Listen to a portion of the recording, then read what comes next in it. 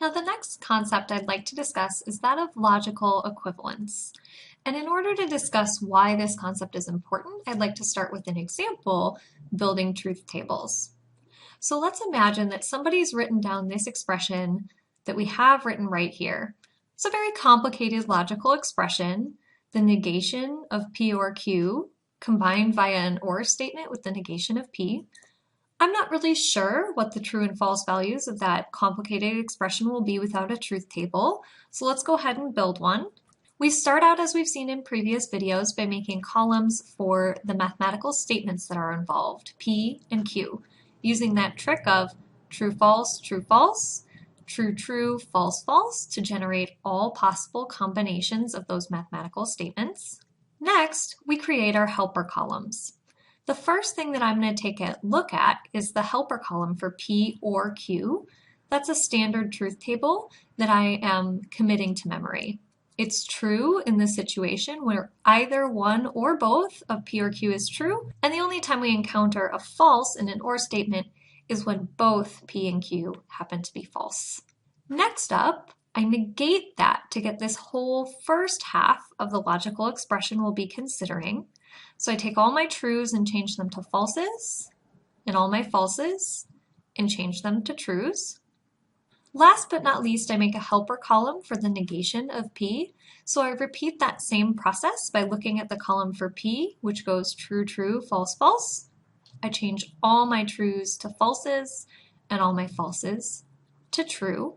And in creating these helper columns, I now have a column for the left side of the or statement.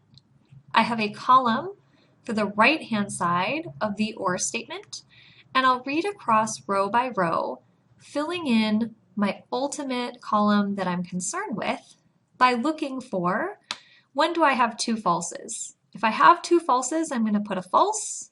If I have anything other than that, I'm going to put a true. So I have two falses for a false, two falses for a false. I have a true, and I have a true, all together making my truth table for this complicated logical expression, false, false, true, true. So the process that we go through, it's a little bit lengthy, but it's standard, and we're able to do that.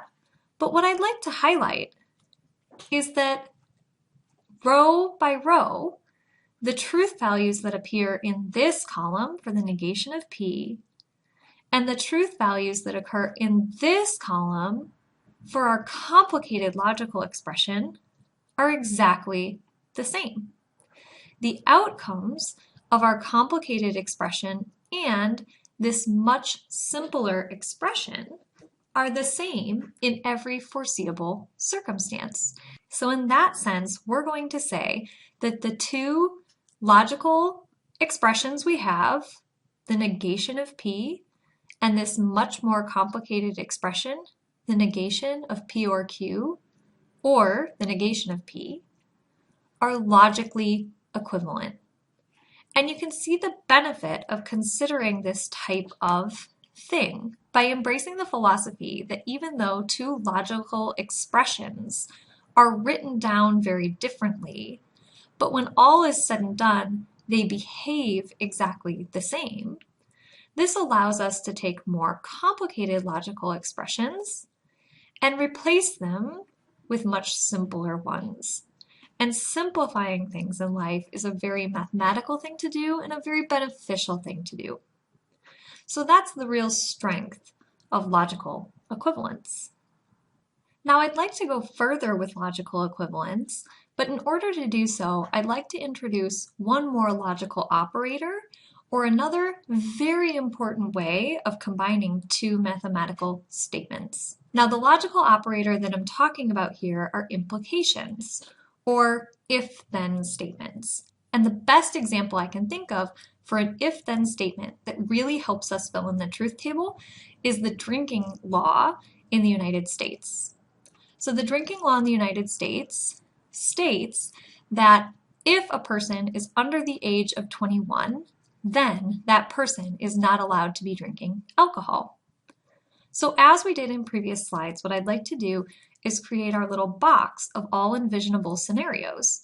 And I'd like to put a happy face into our box if in that situation, a person is being a law-abiding citizen of the United States, or I'd like to put a sad face into the box if somebody is breaking the law. So let's begin by assuming that the statement P is true and the statement Q is true. That is, we have a person, that person is under the age of 21, and that person is not drinking alcohol. Then that person is absolutely a law-abiding citizen in this moment in time, and we're happy. Next, I'd like us to think about what happens if P is false, but Q is true. That is, a person is not under the age of 21, and that person is not drinking alcohol. No problem there. That person is also a law-abiding citizen, nothing to criticize at all. Let's assume that a person is under the age of 21, but that statement Q is false, and that that person is not drinking alcohol. In other words, the person is under the age of 21 and the person is drinking alcohol. Well, that would make us sad because that is a violation of the US law, and so that particular combination of circumstances leads to a negative outcome. And our last foreseeable circumstance is that both of our statements P and Q are false. So that is, a person is not under the age of 21, so a person is 21 years of age or older, and the person is drinking alcohol. That also is perfectly fine. Once a person has reached the age of 21 years old in the United States, they are allowed to consume alcohol, and consuming alcohol would not constitute a violation of the law.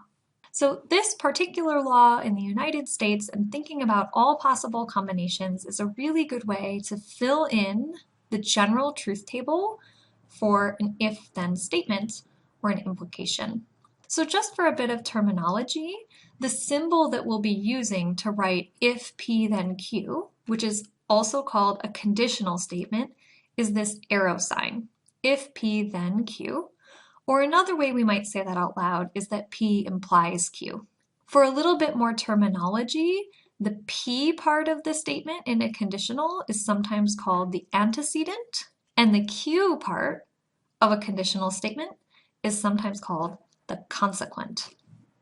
It's very important for us to understand the truth table for if-then statements because the world is absolutely overflowing with if-then statements, frequently coming up with laws and rules. And it's really important for us to understand exactly what those things are saying and also what they're not saying. So this is a hugely important concept to understand in propositional logic, and I've put down the truth table for P implies Q in its more standard form right here.